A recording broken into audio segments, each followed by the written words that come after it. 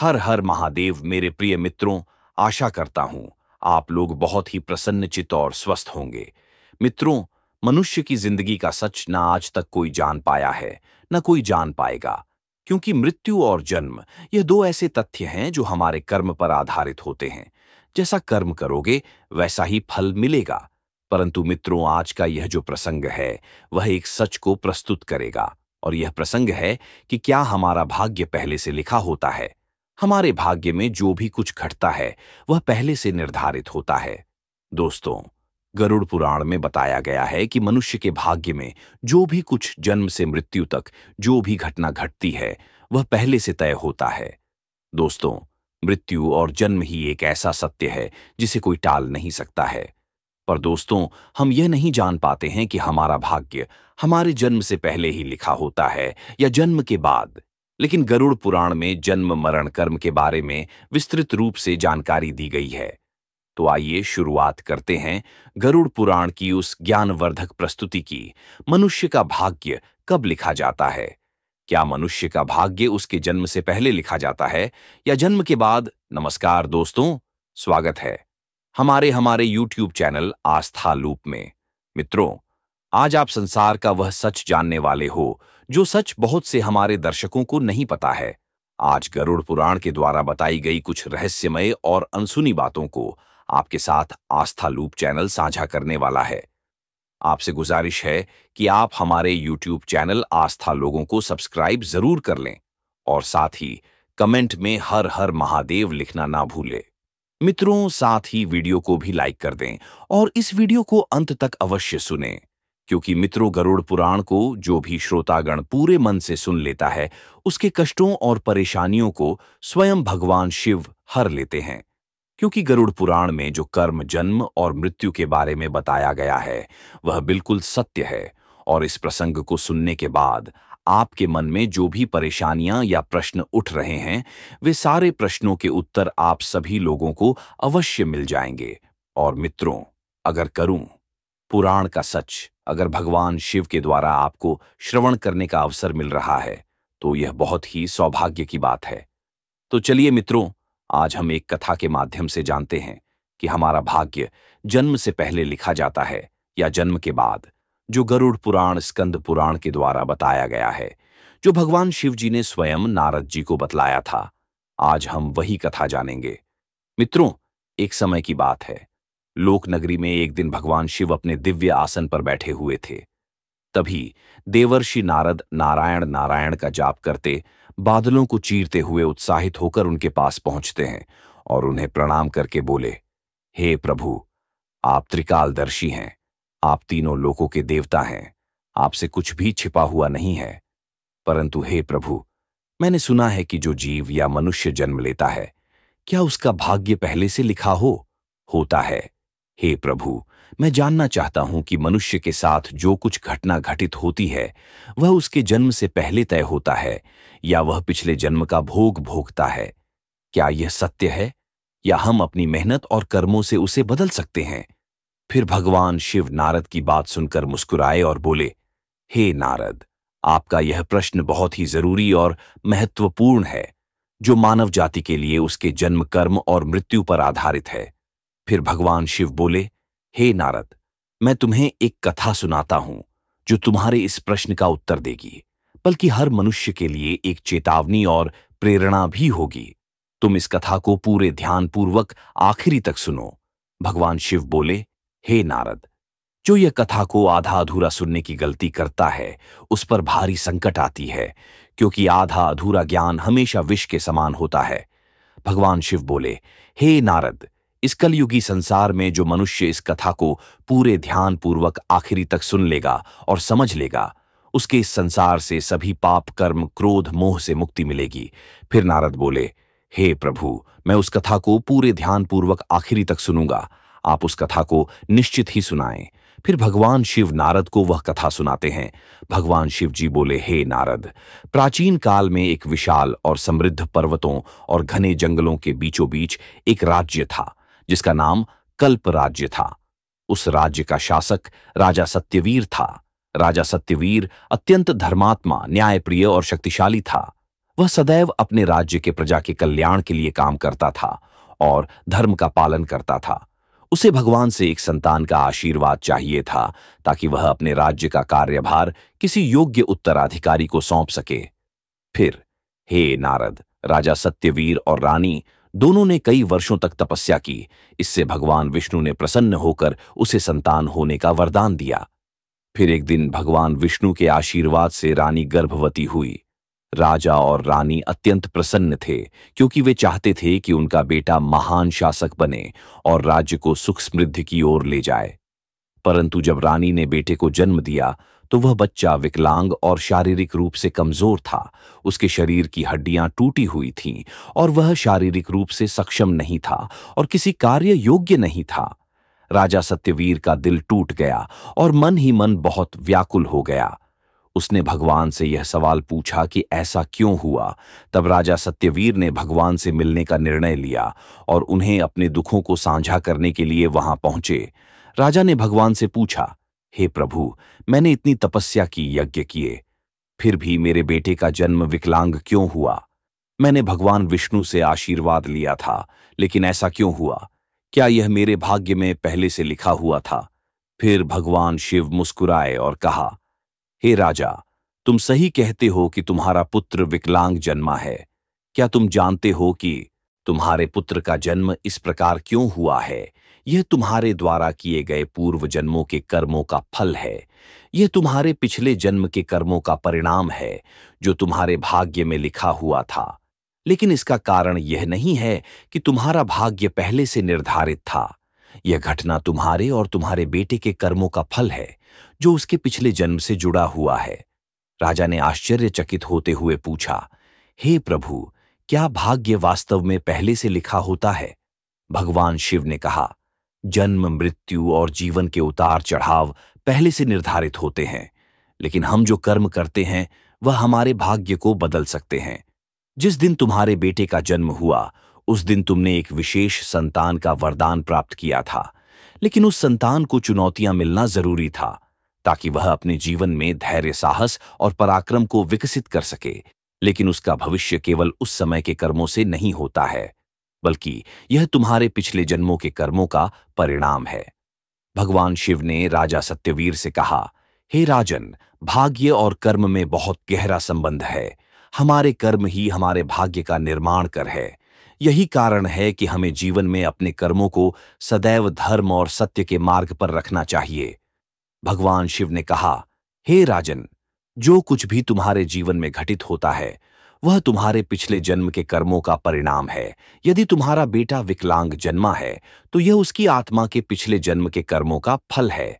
जब तुम एक पुण्य आत्मा के रूप में जन्म लेते हो तो तुम्हारे जीवन में कठिनाइयां और संघर्ष जरूर होंगे, क्योंकि इस दुनिया में हर आत्मा को कुछ न कुछ कष्ट भोगना पड़ता है।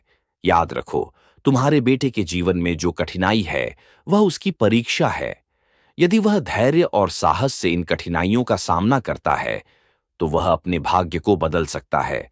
एक दिन वह वही कार्य करेगा जिसकी कल्पना तुमने अपने जीवन में की थी। मित्रों, फिर राजा सत्यवीर ने पूछा, हे प्रभु, क्या मैं और मेरे पुत्र अपने भाग्य को बदल सकते हैं? भगवान शिव ने उत्तर दिया, बिल्कुल, तुम दोनों ही अपने भाग्य को बदल सकते हो। तुम्हारे बेटे के जन्म के समय जो विकलांगता थी वह उसके कर्मों का फल था, लेकिन उसका भविष्य तुम्हारे अच्छे कर्मों पर निर्भर करता है। यदि तुम उसे साहस, धैर्य और आत्मविश्वास से भर दोगे तो वह अपने भाग्य को बदल सकता है। तुम्हारे अच्छे कर्मों के परिणाम स्वरूप वह एक दिन महान बनेगा और राज्य का भार संभालने में सक्षम होगा। मित्रों, फिर भगवान शिव ने आगे कहा, भाग्य एक चक्र के समान है जो कर्मों के आधार पर घूमता रहता है। जब तुम अच्छे कर्म करते हो तो तुम अपने भाग्य को सुखमय बना सकते हो। फिर आगे भगवान शिव से राजा सत्यवीर ने कहा, क्या भाग्य निश्चित रूप से पिछले कर्मों से जुड़ा होता है? भगवान शिव बोले, हां, लेकिन उसे बदलने की शक्ति तुम्हारे हाथों में है। यदि तुम अच्छे कर्म करते हो तो वह तुम्हारे भाग्य को भी सुधार सकते हो। साथ ही भक्ति, साधना और सेवा से भाग्य बदला जा सकता है। भगवान की भक्ति से ईश्वर को प्रसन्न करके हम अपने भाग्य को बदल सकते हैं। अगर तुम अपने पुत्र को साहस और आत्मविश्वास से जीवन के संघर्षों का सामना करने की शिक्षा दोगे, तो वह अपने भाग्य को बदल सकता है। राजा सत्यवीर ने भगवान शिव की बातों को पूरी तरह से आत्मसात किया और अपने पुत्र को शिक्षा देने का संकल्प लिया। उसने अपने पुत्र को कठिनाइयों के बावजूद साहस और विश्वास के साथ जीवन जीने की प्रेरणा दी। समय के साथ उस विकलांग पुत्र ने अपनी आत्मविश्वास और कठिनाई से लड़ते हुए समाज में महत्वपूर्ण स्थान प्राप्त किया। उसकी संघर्ष और साहस ने राज्य में उसका सम्मान बढ़ाया। भगवान शिव बोले, हे नारद, तुम यह समझो कि भाग्य एक निरंतर प्रक्रिया है जो कर्मों के आधार पर बदल रहती है। जो लोग जीवन में अपने कर्मों को सुधारते हैं और भगवान की शरण में जाते हैं, उनका भाग्य भी बदलता है। यह केवल कर्म ही नहीं है, बल्कि यह जीवन के संघर्षों और कर्मों का परिणाम है। मित्रों, फिर भगवान शिव ने नारद से कहा, यह कथा हमें यह सिखाती है कि जीवन में जो कुछ भी घटित होता है, वह हमारे पिछले कर्मों का फल है। भाग्य और कर्म का कोई निश्चित प्रारूप नहीं है। हमारा कर्म हमारा भाग्य को बदल सकता है। मित्रों, गरुड़ पुराण हमें सिखाते हैं, यदि हम अच्छे कर्म करते हैं और सत्य की राह पर चलते हैं और ईश्वर के ध्यान करते, तो हम अपने जीवन की दिशा बदल सकते हैं। फिर भगवान शिव ने नारद से कहा, हे नारद, यह संसार कर्मों का दर्पण है। जो जैसा कर्म करेगा वह वैसा फल भोगे। मनुष्य को यह ध्यान रखना चाहिए कि माता पिता की सेवा, दूसरे की सहायता और ईश्वर का ध्यान ही सबसे बड़ा धर्म है। जो मनुष्य अपने पिछले जन्म में किसी के साथ पाप किया है, किसी को कष्ट दिया है, उसे न केवल नरक में भयानक यातना मिलती है, बल्कि वह जन्म जन्मांतर तक उस भोग भक्ति है। लेकिन जो अपना कर्म सुधार है, वह इस चक्र से मुक्त हो सकता है, क्योंकि यह संसार एक अवसर है। धर्म, सेवा, सत्य ही मनुष्य का जीवन है। मनुष्य के यह समझना चाहिए कि मृत्यु के बाद के उसके अच्छे कर्म ही साथ जाते हैं।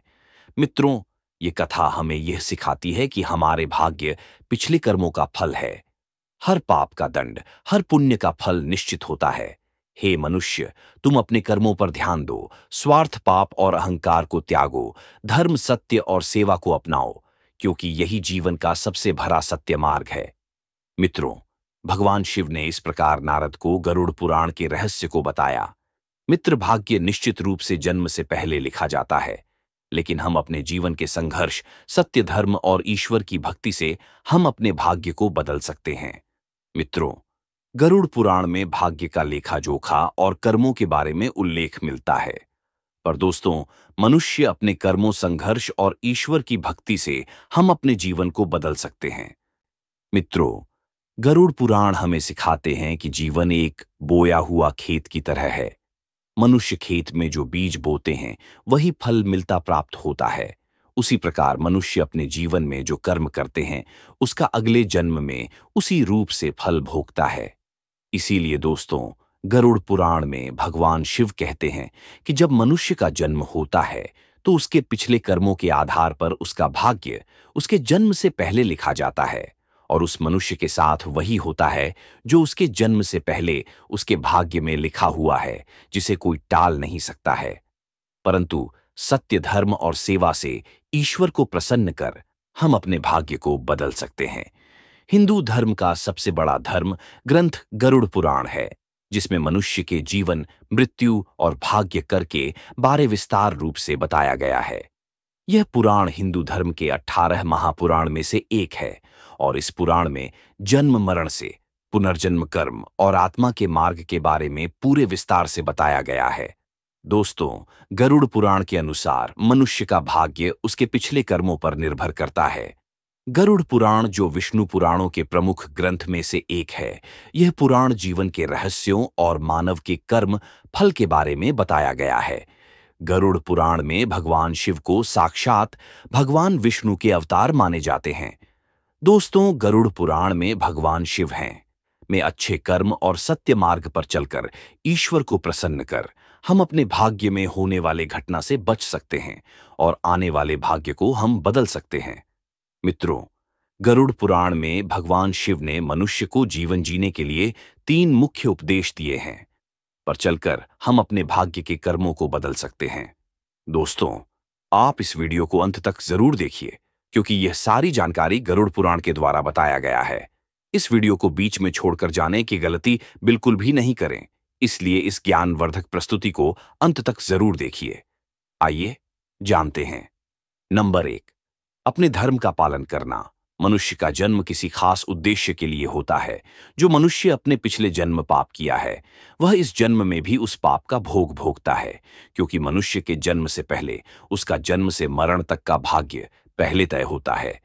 इसीलिए दोस्तों, गरुड़ पुराण में भगवान शिव ने बताया है, मनुष्य को हमेशा धर्म सत्य का पालन करना चाहिए। इससे हमारे पिछले जन्म के पाप से बच सकते हैं।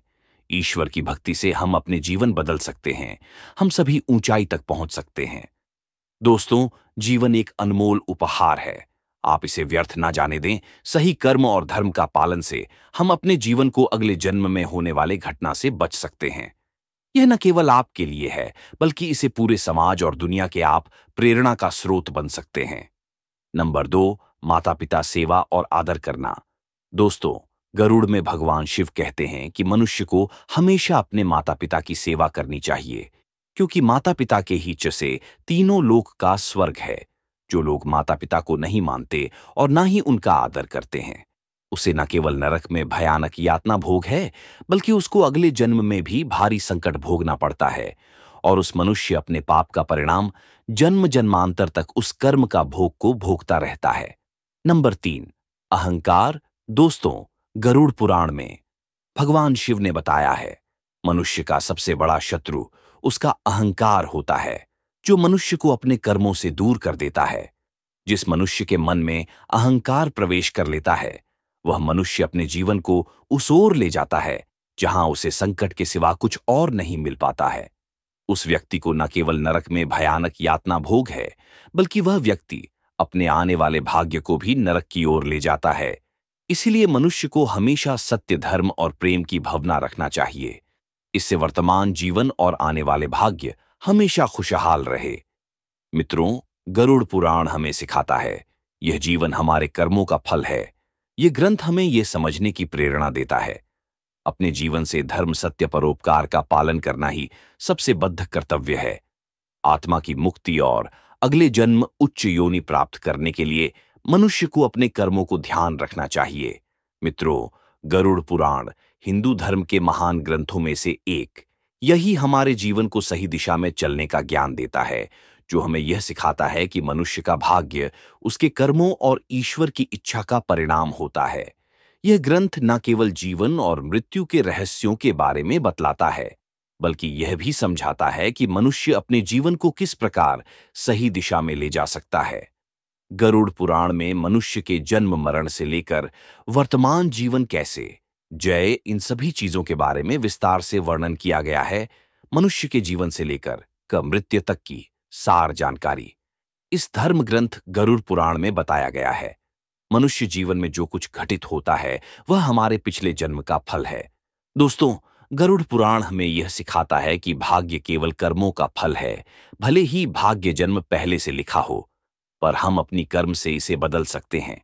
मित्रों, जीवन एक दुर्लभ अवसर है, जिसे सही दिशा में ले जाकर हम आत्मा को मोक्ष की ओर अग्रसर कर सकते हैं। धन्यवाद दोस्तों। गरुड़ पुराण के द्वारा सभी बतलाए गए बातों को अवश्य ध्यान में रखें और सत्य की राह पर चले। इससे आने वाले जीवन अत्यंत सुखद हो।